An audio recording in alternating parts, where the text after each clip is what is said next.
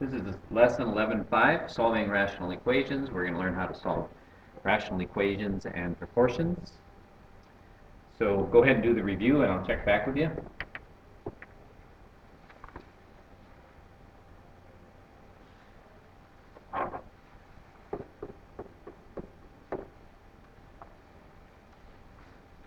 All right, so you can solve a rational equation by first multiplying each side of the equation by the least common denominator, and you'll see why that works so well here when we do this first problem.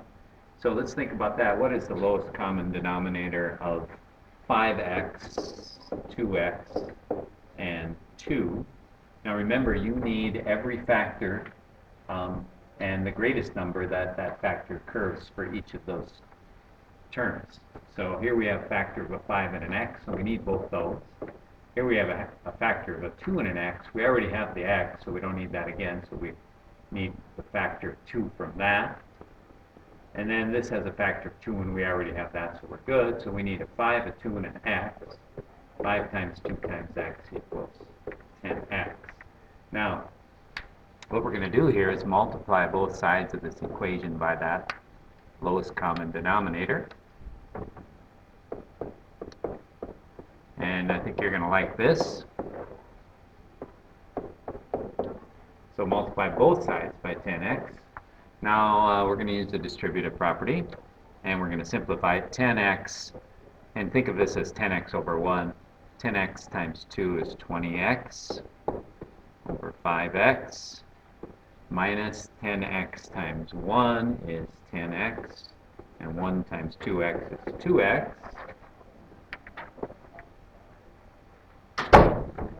All right, and then when we multiply negative 1/2 times 10x, that's negative 5x. All right, now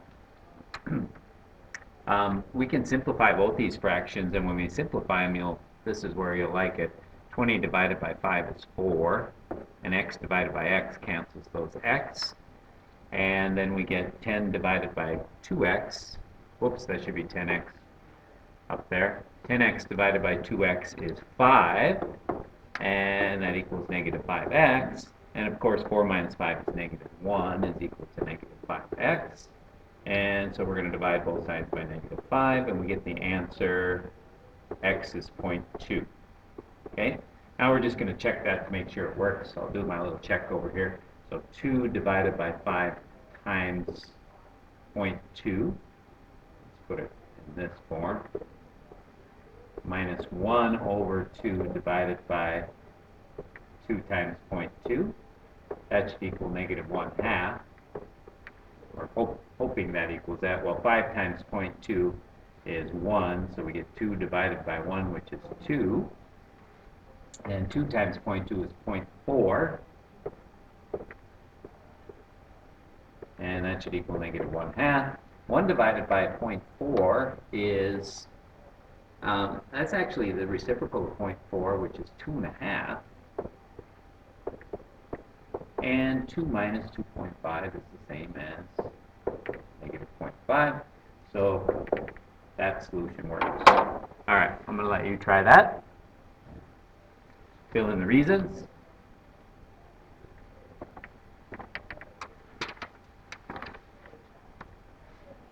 All right, another way we can solve is, well, sometimes you're going to have to use some method of solving a quadratic equation when you have an equation that involves a squared term, and we'll see that here. Again, the first thing we want to do is multiply both sides by the lowest common denominator. So we have a factor of x there, we need one of those. We have 2 factors of x there, so the lowest common denominator is x squared. So we're going to multiply both sides of this equation by x squared.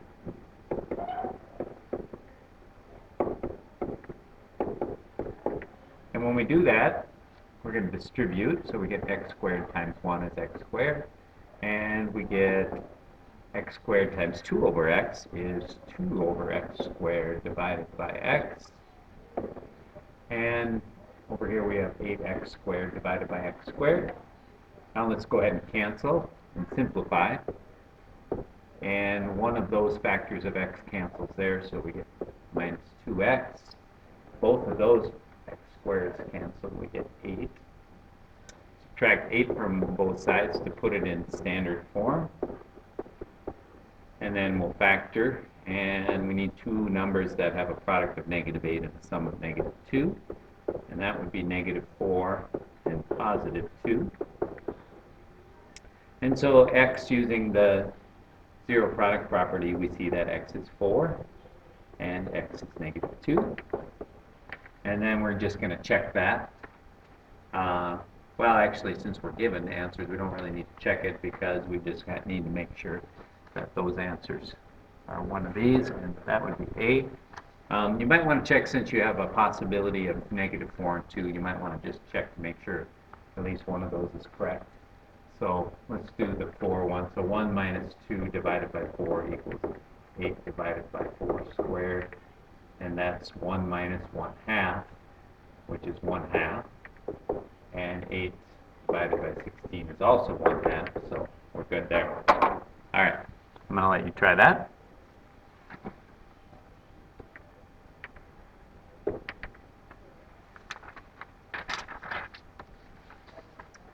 All right, we're going to solve a work problem here. And so you can mow the lawn. You can mow the lawn using a push mower in 1 hour and 15 minutes, and your father can mow the lawn in 30 minutes on a rider. How long would it take you and your father to mow the lawn together? Let's change this to 75 minutes. So we're going to represent this, your work, as a ratio. So you push mowing. So let's say son, you can mow one lawn in 75 minutes. So that's a ratio to represent that. And dad can mow one lawn in 30 minutes. That's that ratio. Now, working together, we want to know the total time. And so if we add you one lawn in 75 minutes plus your dad one lawn in 30 minutes, that would have to equal one lawn in the total amount of time for both. So 1 out of total. Now, let's find the LCD. So we have 75 and 30 and t to work with here. And 75 has factors 5 and 15. 30 has factors 2 and 15. And then t.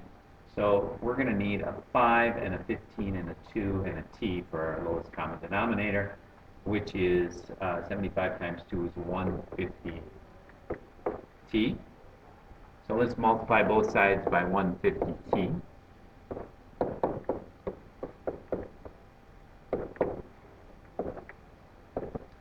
And so we get this. And then let's distribute, and we get 150t over 75 plus 150t over 30 equals 150t over t. Then we can cancel, and cancel there, that's 5t. Cancel there, that's 2t. So we end up with 2t plus 5t is equal to 150, or 7t is equal to 150. So t is equal to 150 divided by 7. And that's about, I think, 21 minutes. A little more than that. So somewhere between 21 and 22 minutes. All right, go ahead. You try that.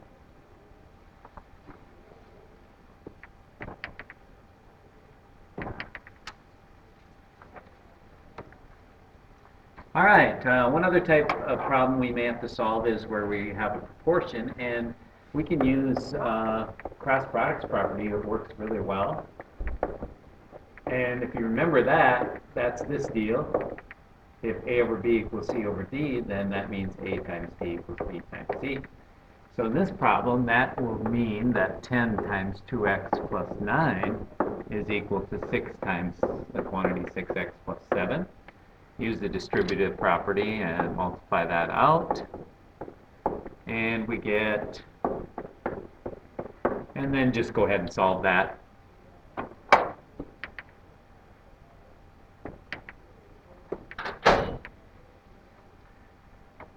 All right, so here's the solution. And you probably want to check that just to make sure that's good. So we're going to substitute 3 for x. So we'll have 6 times 3 plus 7. And 6 divided by 2 times 3 plus 9. And that equals 10 over 25.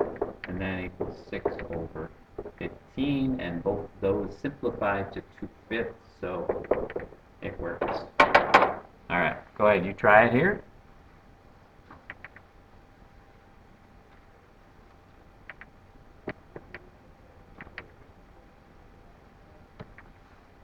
Okay, sometimes you'll get a problem where you might have an extraneous solution, and that happens when you're squaring things, and the fact that you can't divide by 0. So let's look at this problem and see if that might come up here. We're going to use cross product property. So we're going to do x minus 3 times quantity x plus 1 is equal to 1 times the quantity x plus 1. And we're going to multiply this out so we get x squared using the FOIL method. X squared minus 2x minus 3 equals x plus 1. Let's subtract x from both sides. So we'll get x squared minus 3x. And subtract 1 from both sides. Minus 4 equals 0. If we factor that, we need two numbers that have a product of -4 and a sum of -3, and that would be -4 and +1. And so our solutions seem to be x equals 4 and x equals -1. And if we check those solutions, what we're looking for is there a solution here where we would be dividing by 0? And that would be this one right here. Because if we put -1 in here for x, that's a restricted value. We can't use that. So we're going to say that's an extraneous solution, and our solution is x equals 4. All right, I'll let you try that.